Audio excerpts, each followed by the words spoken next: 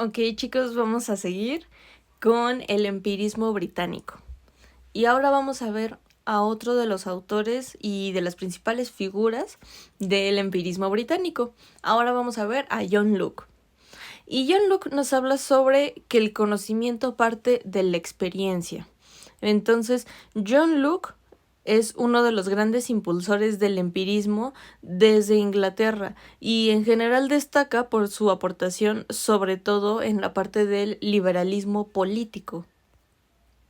Aquí hay varias ideas justo de John Locke. La primera es, como les decía, desde esta parte del empirismo, y es que lo que él dice es que el conocimiento humano parte desde la experiencia, es decir, que en realidad ningún conocimiento humano puede ir más allá de la experiencia, es decir, no surge o emana meramente del alma o de la persona por sí misma, sino que se construye a través de las experiencias sensoriales, es decir, de la experiencia, de este contacto con el mundo externo, ¿no? Es decir, aquí John Locke nos habla justo de, ok, el conocimiento se va a poder construir, pero a través justo de ese contacto. Ejemplo, si a lo mejor entonces yo estoy cocinando, por alguna razón a lo mejor me distraigo, toco la sartén caliente y entonces inmediatamente quito la mano.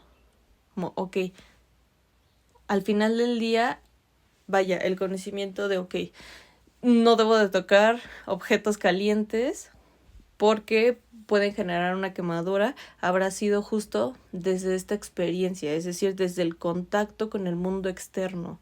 En este caso, ¿cuál es el mundo externo? ¿Cuál es esta experiencia? Pues sobre todo esa situación de, ok, estoy en la cocina, toqué la sartén caliente, surgió el aumento de calor y fue percibido por por las terminaciones nerviosas en la piel, y entonces eso generó pues que yo interpretara, ¿no?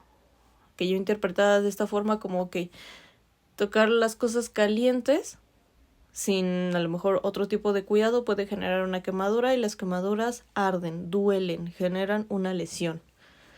Entonces, eso es lo que defiende John Locke con respecto a el conocimiento y el empirismo. Por otro lado, nos habla también del liberalismo. Y es que aquí nos habla de que John Locke fue uno de los grandes padres del liberalismo político, porque establece que la soberanía no está en manos del rey, sino realmente de la sociedad. Es decir, aquí ya se empieza a cuestionar un poquito sobre en quién realmente recae este poder, esta responsabilidad o esta autoridad. Y entonces empieza a defender la separación tanto del poder legislativo y del ejecutivo, es decir, la parte del monarca y, si quisiéramos verla así, del parlamento. Y también empieza a defender la libertad religiosa y la primacía, es decir, como esta importancia, la priorización de los derechos del individuo sobre los del colectivo. Finalmente, otra cosa que dice John Locke es la tabula rasa. Y como habíamos hablado en clases, justo esta tabula rasa, recuerden, es una tabla en blanco. Y entonces John Locke dice, ok, la persona nace como una tabula rasa, es decir, como una tabla en blanco. En esa tabla en blanco se va escribiendo el conocimiento, sí, pero es conocimiento que, de nuevo, como dice la primera idea, surge a través de la experiencia, surge a través del contacto con el mundo externo. La persona entonces empieza a saber no solamente cómo es, cómo debe comportarse, en general el funcionamiento de las cosas, los cuidados que debe de tener, etcétera, sino infinidad de formas en las que una sola cosa puede ser, y que todo este conocimiento se va entonces quedando escrito, es decir, se va quedando como parte de la historia de vida y de los conocimientos a los que puede acceder esta persona. Nos dice entonces, como otra de las últimas ideas de John Locke, la parte de la inducción. Y es que aquí, recordemos, Por un lado estaba el racionalismo, como René Descartes. Y entonces dice, ok, mientras los racionalistas establecen un modelo de conocimiento deductivo, es decir, de lo general a lo particular, de lo grande a lo más pequeño o a lo más específico, John Locke y los empiristas empiezan a hablar, pero de un modelo inductivo, es decir, a través del estudio de casos particulares podemos llegar a normas que pueden aplicarse de manera general. Y aquí les puse 2 frases sobre todo de John Locke, estos 2 apartados que dicen palabras de Locke, porque son frases que nos ayudan mucho en el momento de estar interviniendo con personas.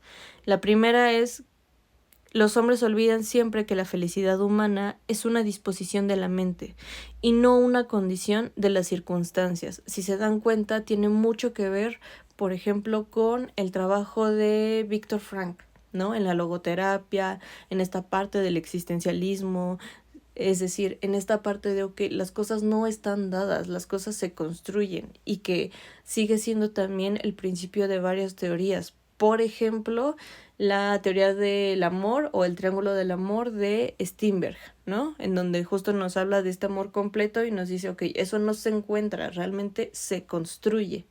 Entonces, por eso es de importancia estas palabras.